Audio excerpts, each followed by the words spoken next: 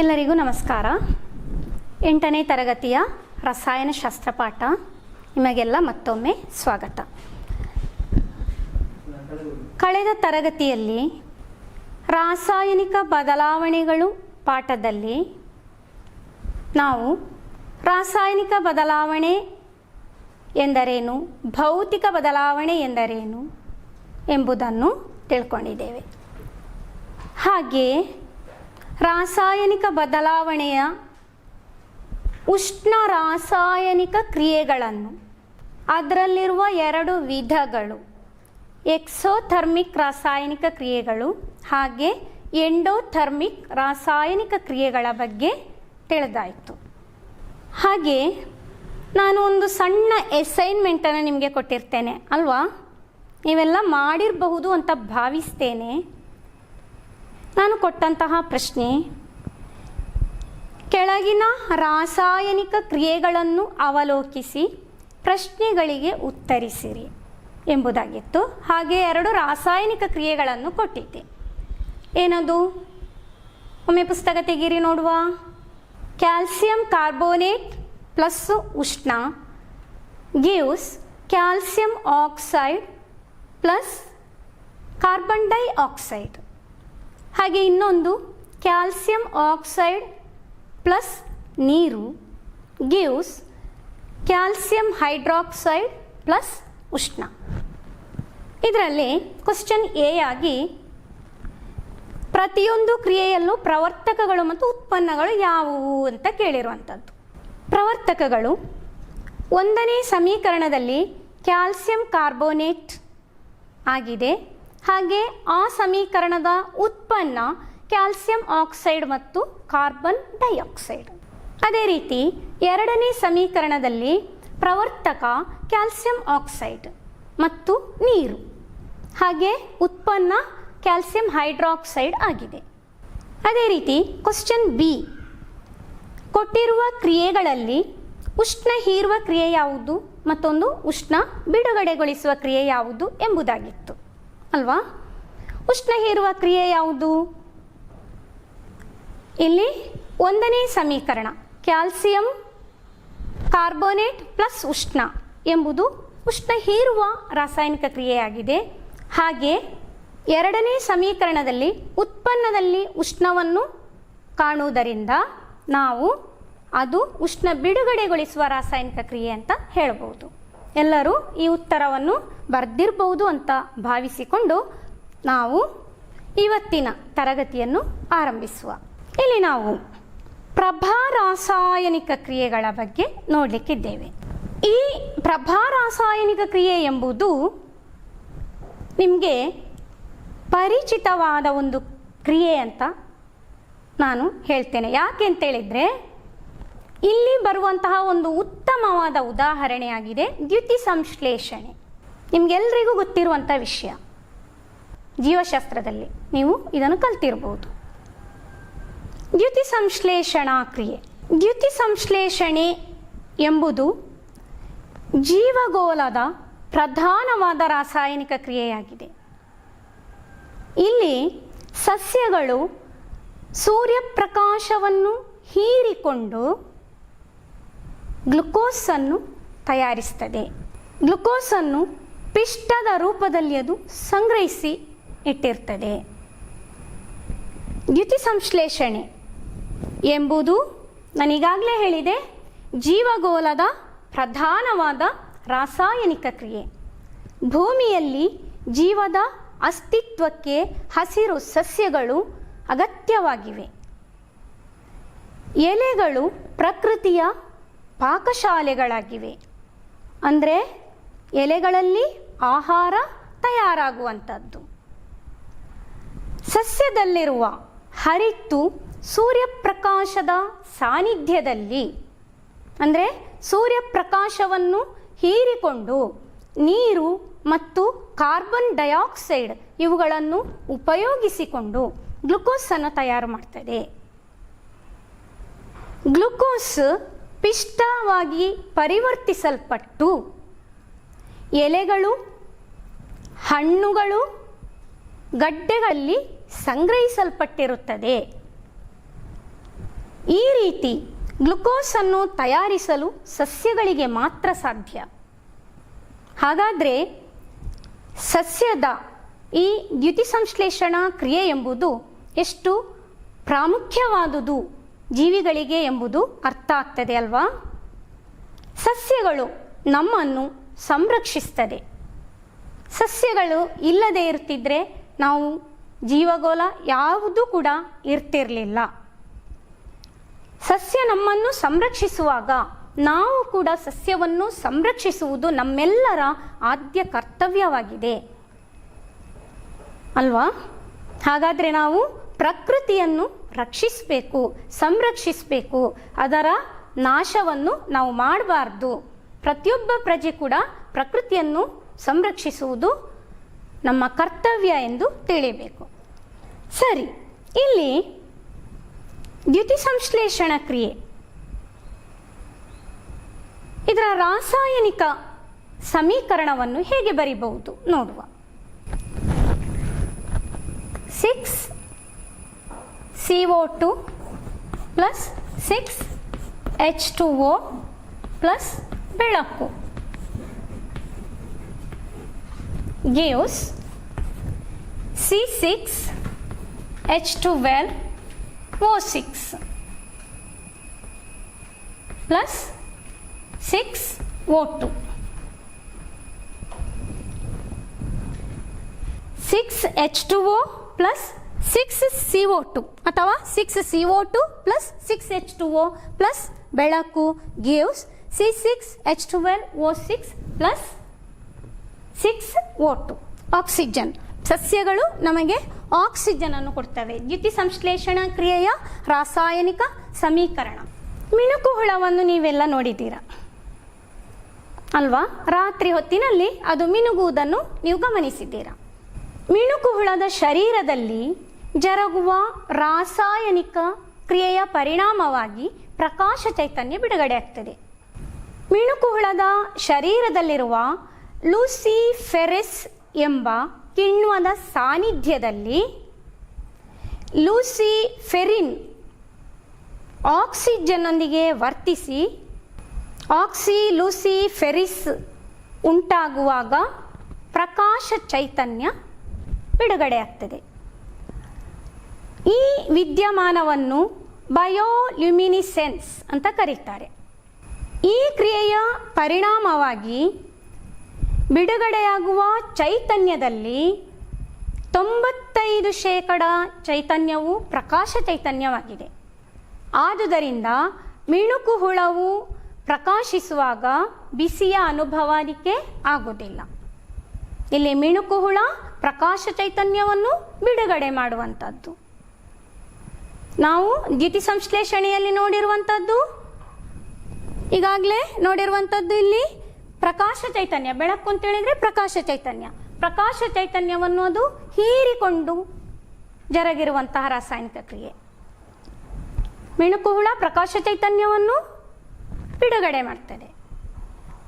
ಮುಂದೆ ಪ್ರಕಾಶ ಚೈತನ್ಯವನ್ನು ಹೀರಿಕೊಳ್ಳುವ ಒಂದು ರಾಸಾಯನಿಕ ಕ್ರಿಯೆಗೆ ಇನ್ನೊಂದು ಉದಾಹರಣೆಯನ್ನು ನೋಡುವ. ಏನದು? ಬಿಸಿಲಲ್ಲಿ ಕಪ್ಪಾಗುವ ಲವಣ. ಇಲ್ಲಿ ಸಿಲ್ವರ್ ಬ್ರೋಮೈಡಿನ ವಿಭಜನೆ ಆಗುವಂಥದ್ದು. ಸಿಲ್ವರ್ ಬ್ರೋಮೈಡ್ ಎಂಬುದು ಒಂದು ರಾಸಾಯನಿಕ ವಸ್ತು. ನಾನೀಗ ಈ ಪ್ರಯೋಗವನ್ನು ನಿಮಗೆ ವಿವರಿಸ್ತೇನೆ. 2 ವಾಚ್ ಗ್ಲಾಸ್ಗಳಲ್ಲಿ ಸಿಲ್ವರ್ ಬ್ರೋಮೈಡನ್ನು ನೋಡಿ, ನಸು ಹಳದಿ ಬಣ್ಣದ ವಸ್ತು ಆಗಿದೆ silver bromide, pale yellow colour. ಈ ಸಿಲ್ವರ್ ಬ್ರೋಮೈಡನ್ನು 2 ವಾಚ್ ಗ್ಲಾಸ್ಗಳಲ್ಲಿ ತೆಗೆದುಕೊಳ್ಳುವುದು. ಆಮೇಲೆ ಒಂದು ವಾಚ್ ಗ್ಲಾಸ್ನಲ್ಲಿರುವ ಸಿಲ್ವರ್ ಬ್ರೋಮೈಡಿಗೆ ಕಪ್ಪು ಕಾಗದವನ್ನು ಆವರಿಸಬೇಕು. ಕಪ್ಪು ಕಾಗದದಿಂದ ಅದನ್ನು ಸುತ್ತಿಡಬೇಕು. ಮತ್ತೊಂದನ್ನು ಹಾಗೆ ಇರಿಸಬೇಕು. 2 ವಾಚ್ ಗ್ಲಾಸುಗಳನ್ನು ಬಿಸಿಲಿನಲ್ಲಿ ಸ್ವಲ್ಪ ಹೊತ್ತು ಇಡಬೇಕು. ಈ ಪ್ರಯೋಗವನ್ನು ಇಲ್ಲಿ ಮಾಡಲು ಕಷ್ಟ ಸಾಧ್ಯವಾದುದರಿಂದ ನಾನೇ ಇದರ ಉತ್ತರವನ್ನು ನಿಮಗೆ ಹೇಳ್ತಾ ಇದ್ದೇನೆ. ಬಿಸಿಲಲ್ಲಿ ಇಟ್ಟ ವಾಚ್ ಗ್ಲಾಸ್ಗಳನ್ನು ನಿರೀಕ್ಷಣೆ ಮಾಡಬೇಕು. 2 ವಾಚ್ ಗ್ಲಾಸ್ಗಳಲ್ಲಿ ಯಾವ ವಾಚ್ ಗ್ಲಾಸ್ನಲ್ಲಿರುವ ಸಿಲ್ವರ್ ಬ್ರೋಮೈಡಿನ ಬಣ್ಣದಲ್ಲಿ ಬದಲಾವಣೆ ಉಂಟಾಯಿತು ಗಮನಿಸಬೇಕು. ಆಗ ನೇರವಾಗಿ ಬಿಸಿಲಿಗೆ ಇಟ್ಟಿರುವಂತಹ ವಾಚ್ ಗ್ಲಾಸ್ನಲ್ಲಿರುವ ಸಿಲ್ವರ್ ಬ್ರೋಮೈಡ್ನ ಬಣ್ಣ ಬದಲಾಗಿದೆ. ಮೊದಲು ಅದು ಕಪ್ಪಾಗಿ ಅನಂತರ ಈಗ ಸಿಲ್ವರ್ನ ಬೂದು ಬಣ್ಣಕ್ಕೆ ಬಂದಿದೆ. ಅಂದರೆ ಅದು ಸಿಲ್ವರ್ ಬ್ರೋಮೈಡ್ ವಿಭಜನೆಗೆ ಒಳಗಾಯಿತು. ಸೂರ್ಯಪ್ರಕಾಶವನ್ನು ಹೀರಿಕೊಂಡು ಸಿಲ್ವರ್ ಬ್ರೋಮೈಡ್ ವಿಭಜನೆಗೆ ಒಳಗಾಯಿತು. ಇಲ್ಲಿ ರಾಸಾಯನಿಕ ಕ್ರಿಯೆ ಜರುಗಿದೆ, ಅಂದರೆ ಹೊಸ ವಸ್ತು ಅಲ್ಲಿ ಉಂಟಾಗಿದೆ. ಈ ರಾಸಾಯನಿಕ ಕ್ರಿಯೆಗೆ ಕಾರಣವಾದ ಚೈತನ್ಯ ಯಾವುದು ಅಂತ ನಾವು ಹೇಳ್ಬೋದು? ಪ್ರಕಾಶ ಚೈತನ್ಯ ಅಲ್ವಾ? ಪ್ರಕಾಶ ಚೈತನ್ಯವನ್ನು ಹೀರಿಕೊಂಡು ಸಿಲ್ವರ್ ಬ್ರೋಮೈಡ್ ವಿಭಜನೆಗೆ ಒಳಗಾಯಿತು. ಈ ಸಮೀಕರಣವನ್ನು ನಾವೀಗ ಗಮನಿಸುವ. 2AgBr gives 2Ag plus Br2. AgBr ವಿಭಜನೆಗೆ ಒಳಗಾಗಿದೆ. ಇದು ವಿಭಜಿಸಲ್ಪಟ್ಟು ಸಿಲ್ವರ್ Ag ಮತ್ತು ಬ್ರೋಮಿನ್ ಎಂಬ ಉತ್ಪನ್ನಗಳನ್ನು ನೀಡಿದೆ. ಇದು ಸಿಲ್ವರ್ ಬ್ರೋಮೈಡ್, ನಸು ಹಳದಿ ಬಣ್ಣ. ಈಗ ಅದು ಹೊಸ ವಸ್ತು ಆಗಿದೆ, ಸಿಲ್ವರ್ ಆಗಿ ರೂಪಾಂತರಗೊಂಡಿತು. ಪ್ರಕಾಶ ಚೈತನ್ಯವನ್ನು ಹೀರಿಕೊಂಡು ಬೆಳಕು ಹೇಳಿದರೆ ಪ್ರಕಾಶ ಚೈತನ್ಯ, ಅದನ್ನು ಹೀರಿಕೊಂಡು ಅದು ಸಿಲ್ವರ್ ಆಗಿದೆ. ಸಿಲ್ವರ್ನ ಬೂದು ಬಣ್ಣದ ವಸ್ತು ಅಂದರೆ ಬೆಳ್ಳಿ. ಇದನ್ನು ನಾವಿಲ್ಲಿ ಕಾಣಬಹುದು. ಪ್ರಕಾಶ ಚೈತನ್ಯವನ್ನು ಹೀರಲ್ಪಟ್ಟ ಕಾರಣ ಸಿಲ್ವರ್ ಬ್ರೋಮೈಡ್ ವಿಭಜನೆಗೊಂಡು ಸಿಲ್ವರ್ ಮತ್ತು ಬ್ರೋಮಿನ್ ಆಗುವುದು. ಇಲ್ಲಿ ಕಪ್ಪು ಕಾಗದದಲ್ಲಿ ಸುತ್ತಿದ ಸಿಲ್ವರ್ ಬ್ರೋಮೈಡ್ ವಿಭಜನೆಗೆ ಒಳಗಾಗುವುದಿಲ್ಲ. ಯಾಕಾಗಿರ್ಬೋದು? ಕಪ್ಪು ಕಾಗದವು ಪ್ರಕಾಶ ಚೈತನ್ಯವನ್ನು ಹೀರಿಕೊಳ್ತದೆ. ಆದುದರಿಂದ ಅದರೊಳಗಿರುವ ವಸ್ತುವಿಗೆ ಪ್ರಕಾಶ ಚೈತನ್ಯ ತಲುಪುವುದಿಲ್ಲ. ಹಾಗಾಗಿ ಅದು ಸಂರಕ್ಷಿಸಲ್ಪಡುತ್ತದೆ. ನೀವು ಕೆಲವು ಔಷಧಿಗಳನ್ನು ಕಪ್ಪು ಬಾಟಲಿಗಳಲ್ಲಿ ಇಟ್ಟಿರುವುದನ್ನು ಗಮನಿಸಿರಬಹುದು. ಯಾಕೆ ಈಗ ಹೇಳ್ಬಹುದಲ್ಲ? ಕಪ್ಪು ಬಾಟಲಿಗಳು ಏನ್ ಮಾಡ್ತವೆ? ಪ್ರಕಾಶ ಚೈತನ್ಯವನ್ನು ಕಪ್ಪು ಬಾಟಲಿ ಹೀರುವ ಕಾರಣ ಅದರೊಳಗಿರುವ ಔಷಧಿಗಳು ಸಂರಕ್ಷಿಸಲ್ಪಡುತ್ತವೆ ಅಲ್ವಾ?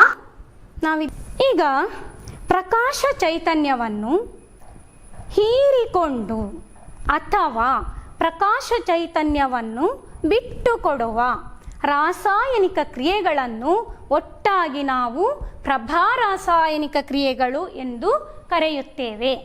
ಪ್ರಭಾರಾಸಾಯನಿಕ ಕ್ರಿಯೆಗಳು.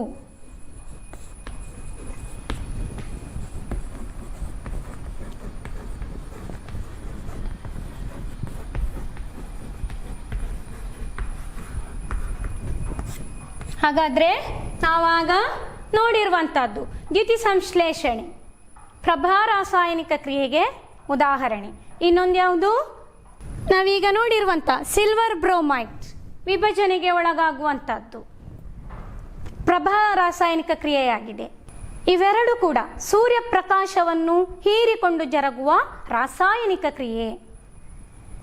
ಸರಿ, ಈ ಪ್ರಭಾರಾಸಾಯನಿಕ ಕ್ರಿಯೆಯನ್ನು ಫೋಟೋಕೆಮಿಕಲ್ ರಿಯಾಕ್ಷನ್ ಅಂತಲೂ ಕರೀತಾರೆ. ಇಂಗ್ಲೀಷಲ್ಲಿ ಫೋಟೋಕೆಮಿಕಲ್ ರಿಯಾಕ್ಷನ್ಸ್ ಅಂತ ಕರೀತಾರೆ. ಇನ್ನು ಮುಂದೆ ನಾವು ಇನ್ನೊಂದು ರಾಸಾಯನಿಕ ಕ್ರಿಯೆಯ ವಿಧ, ರಾಸಾಯನಿಕ ಬದಲಾವಣೆಯಲ್ಲಿ ಬರುವಂತಹ ಮತ್ತೊಂದು ರಾಸಾಯನಿಕ ಕ್ರಿಯೆ ಅಂದರೆ ವಿದ್ಯುತ್ ರಾಸಾಯನಿಕ ಕ್ರಿಯೆಯನ್ನು ನೋಡುವ. ವಿದ್ಯುತ್ ರಾಸಾಯನಿಕ ಕ್ರಿಯೆಗಳು.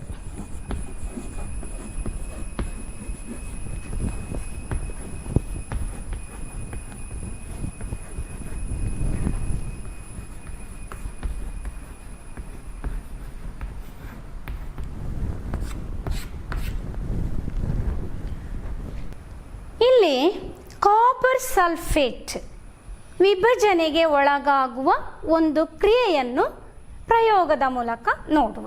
ಅದಕ್ಕಾಗಿ ನಾವು ಈ ಚಿತ್ರದಲ್ಲಿ ಕೊಟ್ಟಿರುವಂತೆ ಉಪಕರಣವನ್ನು ಜೋಡಿಸಿಕೊಳ್ಳಬೇಕು.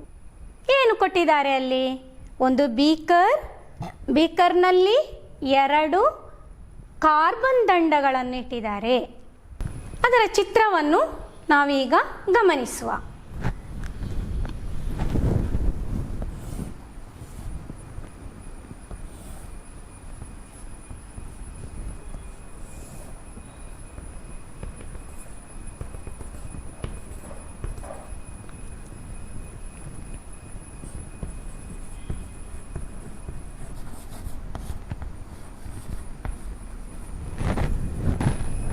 ನಾವೀಗ ಈ ಚಿತ್ರವನ್ನು ಗಮನಿಸುವ.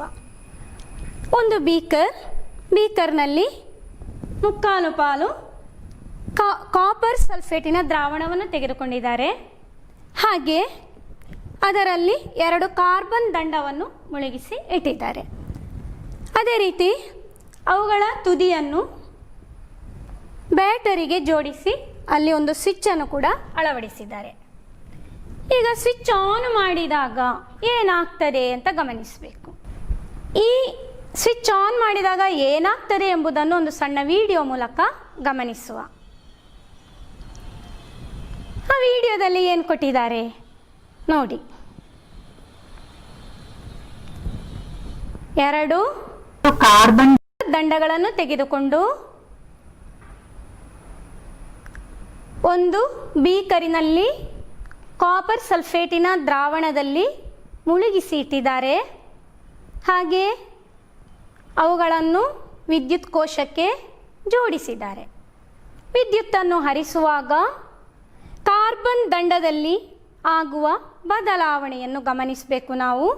ಹಾಗೆ ಬೀಕರಿನಲ್ಲಿರುವ ಕಾಪರ್ ಸಲ್ಫೇಟ್ ದ್ರಾವಣಕ್ಕೆ ಏನಾಗಿದೆ ಎಂಬುದನ್ನು ಕೂಡ ಗಮನಿಸಬೇಕು. ಏನಾಗ್ತದೆ?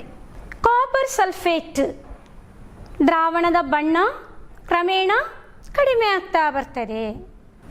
ನಿಧಾನಕ್ಕೆ ಅದು ಕಡಿಮೆಯಾಗಿ ಇಲ್ಲದೆಯೂ ಆಗ್ತದೆ. ಹಾಗೆ ಕಾರ್ಬನ್ ದಂಡ, ಒಂದು ಕಾರ್ಬನ್ ದಂಡದಲ್ಲಿ ಕಾಪರ್ ನಿಕ್ಷೇಪಿಸಲ್ಪಟ್ಟಿರುವುದನ್ನು ನಾವು ಕಾಣಬಹುದು. ಈಗ ವಿಡಿಯೋ ನೋಡಿದ್ರಲ್ಲ,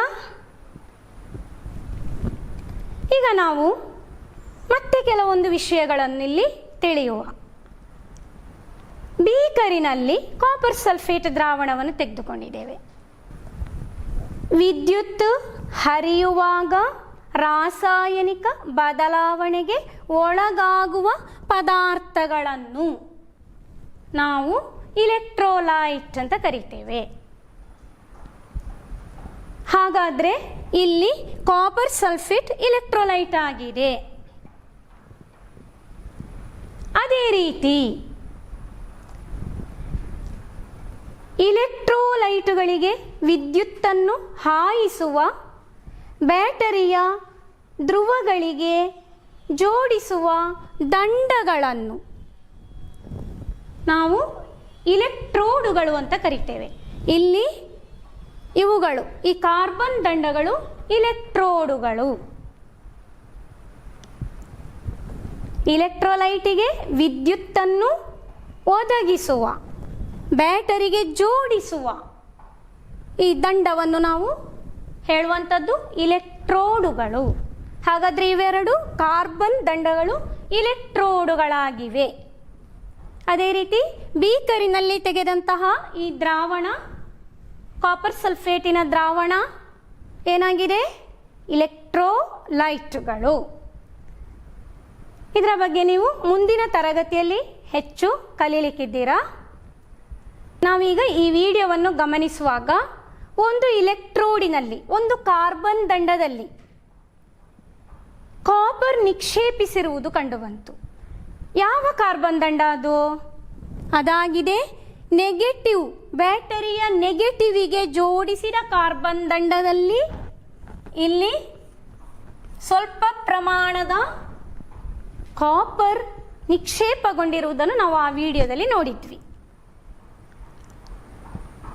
ಅಂದರೆ ಇಲ್ಲಿ ಕಾಪರ್ ಸಲ್ಫೇಟ್ ದ್ರಾವಣ ರಾಸಾಯನಿಕ ಕ್ರಿಯೆಗೆ ಒಳಗಾಗಿ, ರಾಸಾಯನಿಕ ಬದಲಾವಣೆಗೆ ಒಳಗಾಗಿ ವಿಭಜನೆಗೆ ಒಳಪಡ್ತದೆ. ಆಗ ಕಾಪರ್ ಇಲ್ಲಿ ನಿಕ್ಷೇಪಗೊಂಡಿತ್ತು. ಕಾರ್ಬನ್ನ ನೆಗೆಟಿವ್ ಧ್ರುವಕ್ಕೆ ಜೋಡಿಸಿದ ಕಾರ್ಬನ್ ದಂಡದಲ್ಲಿ ವ್ಯತ್ಯಾಸ ಉಂಟಾಯಿತು. ಅದೇ ರೀತಿ ಈ ದ್ರಾವಣದಲ್ಲಿ ದ್ರಾವಣದ ಬಣ್ಣ ಕ್ರಮೇಣ ಇಲ್ಲದಾಗ್ತದೆ. ಅದು ಬಣ್ಣವನ್ನು ನಿಧಾನವಾಗಿ, ಮೊದಲು ಇದಕ್ಕೆ ನೀಲಿ ಬಣ್ಣ ಇತ್ತು, ಕಾಪರ್ ಸಲ್ಫೇಟ್ ನೀವೆಲ್ಲ ನೋಡಿರ್ಬೋದು, ನೀಲಿ ಬಣ್ಣ ಕಾಪರ್ ಸಲ್ಫೇಟ್ ದ್ರಾವಣ. ಅದೀಗ ಏನಾಯಿತು? ಕ್ರಮೇಣ ಬಣ್ಣವನ್ನು ಕಳೆದುಕೊಂಡು ಬಣ್ಣ ಇಲ್ಲದಾಗ್ತದೆ. ಇಲ್ಲಿ ಕಾಪರ್ ಸಲ್ಫೇಟ್ ವಿಭಜನೆ ಆಗಬೇಕಿದ್ರೆ ನಾವು ವಿದ್ಯುತ್ತನ್ನು ಹಾಯಿಸದೇ ಇರ್ತಿದ್ರೆ ಆಗ್ತಿತ್ತೋ? ಆಲೋಚಿಸಿ. ಇಲ್ಲ ಅಲ್ವಾ? ಹಾಗಾದರೆ ವಿದ್ಯುತ್ತಿನ ಸಹಾಯದಿಂದ, ವಿದ್ಯುತ್ತನ್ನು ಹೀರಿಕೊಂಡು ಕಾಪರ್ ಸಲ್ಫೇಟ್ ವಿಭಜನೆಗೆ ಒಳಗಾಯಿತು. ವಿದ್ಯುತ್ತನ್ನು ಹೀರಿಕೊಂಡು ಒಂದು ಪದಾರ್ಥವು ವಿಭಜನೆಗೆ ಒಳಗಾಗುವ ಕ್ರಿಯೆಯನ್ನು ನಾವು ವಿದ್ಯುತ್ ವಿಶ್ಲೇಷಣೆ ಅಂತ ಹೇಳ್ತೇವೆ. ವಿದ್ಯುತ್ ವಿಶ್ಲೇಷಣೆ ಅಥವಾ ಇಂಗ್ಲಿಷಲ್ಲಿ ಹೇಳೋದಾದರೆ ಇಲೆಕ್ಟ್ರಾಲಿಸಿಸ್, ವಿದ್ಯುತ್ ವಿಶ್ಲೇಷಣೆ.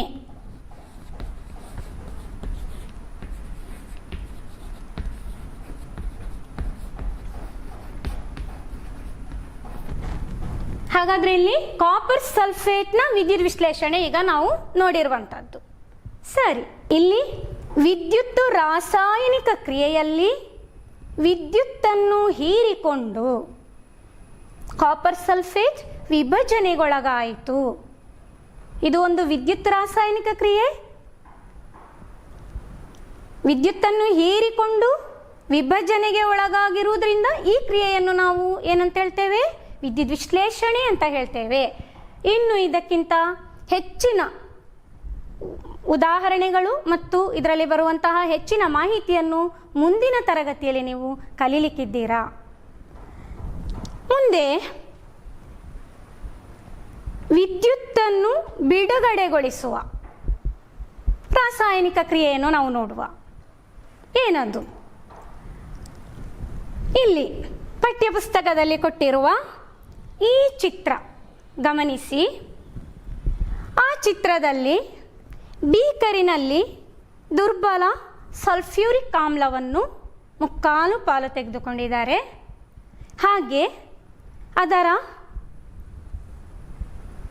ಒಂದು ಬದಿಯಲ್ಲಿ ಸತುವಿನ ದಂಡವನ್ನು, ಮತ್ತೊಂದು ಬದಿಯಲ್ಲಿ ತಾಮ್ರದ ದಂಡವನ್ನು ಒಂದು ವಾಹಕ ತಂತಿಯ ಸಹಾಯದಿಂದ ಒಂದು LED ಬಲ್ಬಿಗೆ ಜೋಡಿಸಿದ್ದಾರೆ. ಚಿತ್ರ ಗಮನಿಸಿ. ಈಗ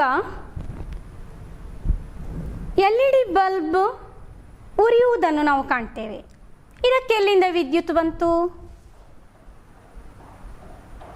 ಅಂದರೆ ಇಲ್ಲಿ ಒಂದು ರಾಸಾಯನಿಕ ಬದಲಾವಣೆ ಉಂಟಾಯಿತು. ಒಂದು ಆಮ್ಲವನ್ನು ನಾವು ತೆಗೆದುಕೊಂಡಿರುವಂಥದ್ದು ದುರ್ಬಲ ಸಲ್ಫ್ಯೂರಿಕ್ ಆಮ್ಲ ಆಗಿದೆ ತೆಕ್ಕೊಂಡದ್ದು. ಹಾಗೆ ಅದರಲ್ಲಿ 2 ಲೋಹಗಳನ್ನು ಮುಳುಗಿಸಿ ಇಟ್ಟಿದ್ದೇವೆ.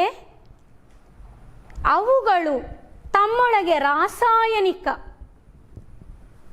ಕ್ರಿಯೆ ಜರುಗಿಸುವುದರಿಂದ, ಅಂದರೆ ರಾಸಾಯನಿಕ ಬದಲಾವಣೆಗೆ ಒಳಗಾಗಿ ವಿದ್ಯುತ್ ಉಂಟಾಗ್ತದೆ. ಆ ಮೂಲಕ ಅಲ್ಲಿ LED ಬಲ್ಬ್ ಉರಿತದೆ.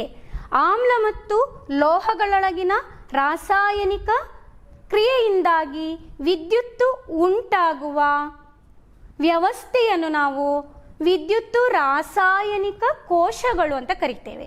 ವಿದ್ಯುತ್ತು ರಾಸಾಯನಿಕ ಕೋಶಗಳು.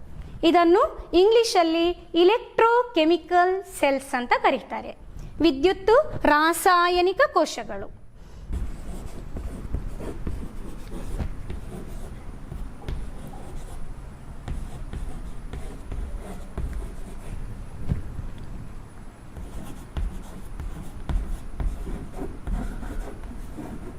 ವಿದ್ಯುತ್ ರಾಸಾಯನಿಕ ಕೋಶಗಳು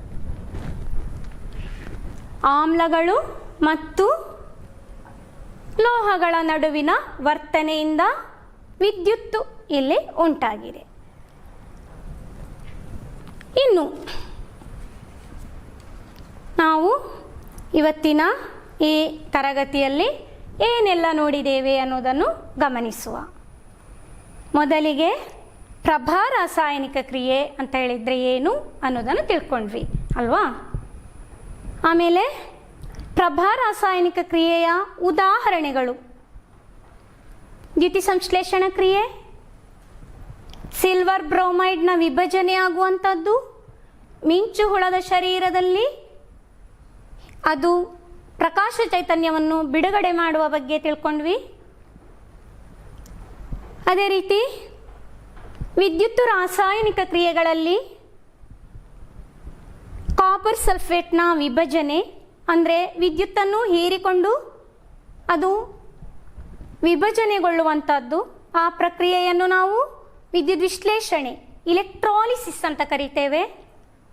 ಹಾಗೆ ಮುಂದೆ ವಿದ್ಯುತ್ತನ್ನು ಕೊಡುವಂತಹ ಕೋಶಗಳು, ಆಮ್ಲ ಮತ್ತು ಲೋಹಗಳ ನಡುವಿನ ವರ್ತನೆಯಿಂದಾಗಿ, ರಾಸಾಯನಿಕ ಬದಲಾವಣೆಯಿಂದಾಗಿ ನಾವು ವಿದ್ಯುತ್ ಅಲ್ಲಿ ಉಂಟಾಗುವುದನ್ನು ನೋಡಿದ್ದೇವೆ.